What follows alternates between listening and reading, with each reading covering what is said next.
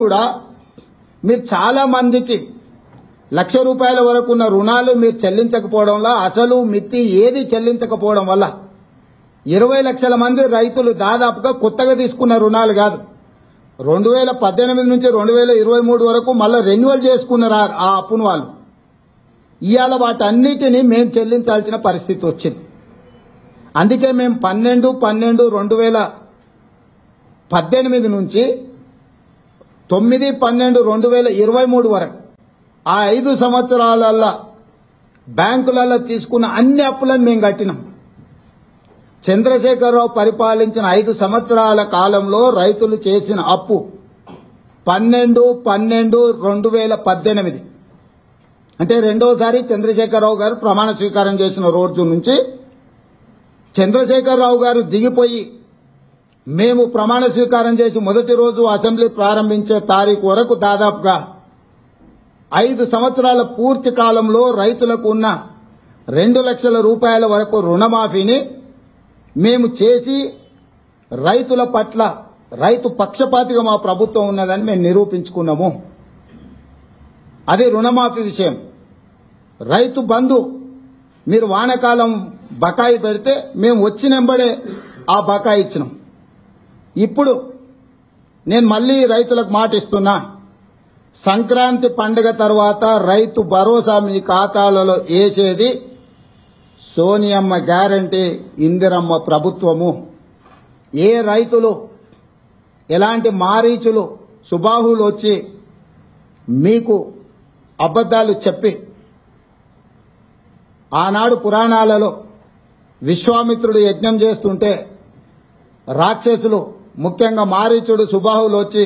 ఆ యజ్ఞాన్ని భగ్నం చేయాలని ప్రయత్నం చేస్తే రామలక్ష్మణులు ఎట్లయితే కాపలా కాసి విశ్వామిత్రుడు చేపట్టిన యజ్ఞాన్ని సంపూర్ణంగా పూర్తి చేసిండ్రో ఈనాడు కూడా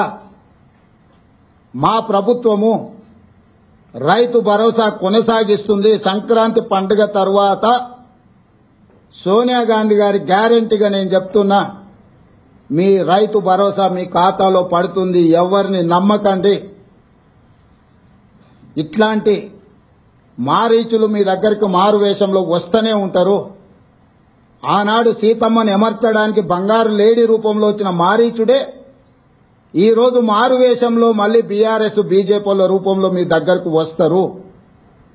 ఈ మారీచులను మీరు విశ్వసించకండి సంక్రాంతి పండుగ తర్వాత మీ రైతు భరోసా మీ ఖాతాలలో పడుతుంది విధి విధానాలకు సంబంధించి మంత్రివర్గ ఉపసంఘం వేసిన బట్టి విక్రమార్క గారు పొంగులేటి శ్రీనివాసరెడ్డి గారు తుమ్మల నాగేశ్వరరావు గారు ఇతర మంత్రుల చేత మంత్రివర్గ ఉపసంఘాన్ని విధి విధానాలను ఖరారు చేయడానికి వేసినాం రాబోయే శాసనసభ సమావేశాలలో విధి విధానాల మీద చర్చ పెట్టి ఏ రకంగా కార్యాచరణను తీసుకొని ముందుకు వెళ్దామో నిర్ణయించుకొని డిసెంబర్ నెలలో జరిగే శాసనసభ సమావేశాలలో సభలో చర్చ చేసి విధి విధానాలను ఖరారు చేసి సంక్రాంతి పండుగ తర్వాత మీ రైతు భరోసా మీ ఖాతాలలో వేసే బాధ్యత మా ప్రభుత్వం తీసుకుంటుందని చెప్పి నేను రైతులకు గ్యారెంటీ ఇస్తున్నా రైతు రుణమాఫీ చేస్తామన్నాం చేసి చూపించినాం రైతు బంధు చంద్రశేఖరరావు గారు బకాయి పెట్టి పారిపోతే వాటిని కూడా 7,625 కోట్ల రూపాయలు రైతుల ఖాతాలో మేము వేసినాము ఇప్పుడు కూడా రైతులకు రైతు భరోసా అందించే బాధ్యత మా ప్రభుత్వం తీసుకుంటుంది దీనికి సంబంధించి శాసనసభలో చర్చలు చేసి మంత్రివర్గ ఉపసంఘం ఇచ్చే నివేదికను శాసనసభలో ప్రవేశపెట్టి